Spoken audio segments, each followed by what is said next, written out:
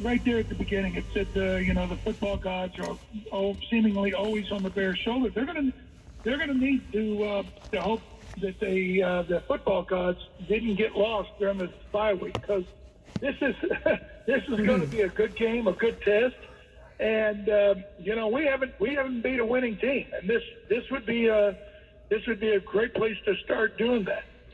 Hamp, we'll see about Jaden Daniels. I think a lot of Bears fans want Daniels to play because of what you just said. We want to see more evidence that this is a quality Bears team, and Washington obviously much better when they have their starting quarterback. But I love this matchup, though, Hamp. With Washington and the Bears, you have the top two picks in the draft this year. Both teams are off to pretty good starts. Both teams appear to have their long-term solution at quarterback, and these are two franchises that have struggled for a long time in building sustained success. There's just a lot of really good storylines with this matchup this week, Hamp. It really is. Montez Sweat going back, Dan Quinn kind of getting a reprisal of his coaching. Remember, he was in Atlanta. They blew up in the Super Bowl. Then, he was fired. And so there's lots of really, really good storylines. But the two quarterbacks drafted number 1 and number 2 overall in the NFL draft is a huge one. And I sure hope Jaden Daniels plays. And, when you go to the auto show, you want to see the Corvette. You're not there to see the 2015 Blazer.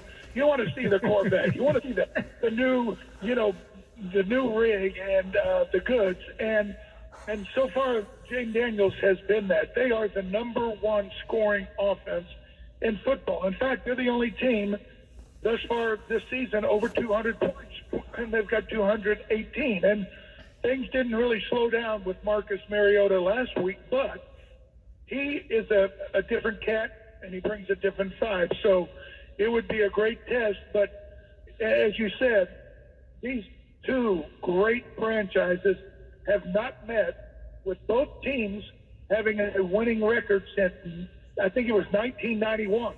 That's 33 years ago. So, man, it's a long time coming, and I think, just like most Bear fans, we can't wait for 3:25 on Sunday to see how this goes down. And they haven't won on the road yet, Hamp. So this is a quality opponent and on the road. We'll see how it shakes out. But what has been your evaluation of Caleb so far through 6 games?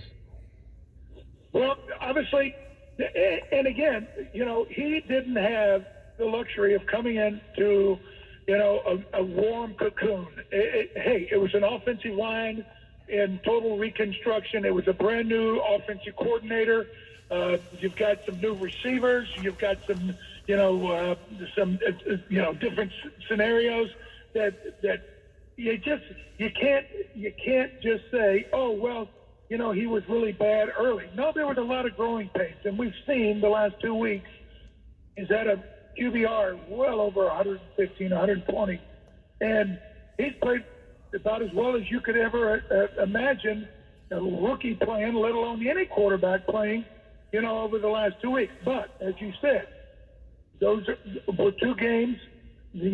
I know it's in London, but it wasn't in Jacksonville, so it wasn't truly a road game. So, he's had some advantages the last couple of weeks being at home and then obviously in London. But as you said, we haven't won on the road, and these are the last 2 NFC teams that are unbeaten at home. So if we are able to beat the Commanders, I almost slipped there, beat the Commanders, and beat them at their home, we will be the final team in the NFC with home field advantage. So that would be a great thing. And as you said, there's so many subplots and different, storylines going into this that, hey, I know why they flexed this game to 3:25. Now, the great Ed O'Bradovich, not a big fan of the flex. We like going at noon. We like the games at noon. But once in a while, there's a special game. I think this one fits the bill. How do you think Eberflus has been doing this year?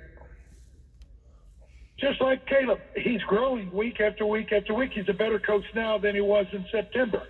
And if he's a better coach in November than he is this weekend, then that's all you can ask, and that's what we're hoping for. Remember, you know, a head coach doesn't have training wheels and all that. I mean, hey, you're an assistant for 25 years, and then all of a sudden somebody says, okay, you're the head guy, and there's no manual. You just kind of have to make it happen. And thus far this year, he's done some good things. You know, last year, remember, the defensive coordinator went sideways. The offense was off. He kind of kept a steady head and a steady hand and guided the team to some moderate success late in the season. Now, at 4-2, things are coming together, and you're starting to see the fruition of a lot of the good things that he's put in place. He and Ron Post. Hey, if they win this game, then there's lots of good things ahead. We got Arizona and the Patriots before we have to get into the tough slate of the NFC North. So as far as, you know, and it's funny, every week this is the most important game of the year. Well, you can make a case. This could be as important as any game we'll play the entire season. Always great to catch up with you. We'll be listening to you on Sunday, you and OB. Thanks for joining us, Sam.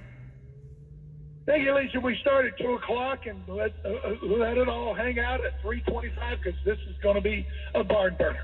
Go Bears!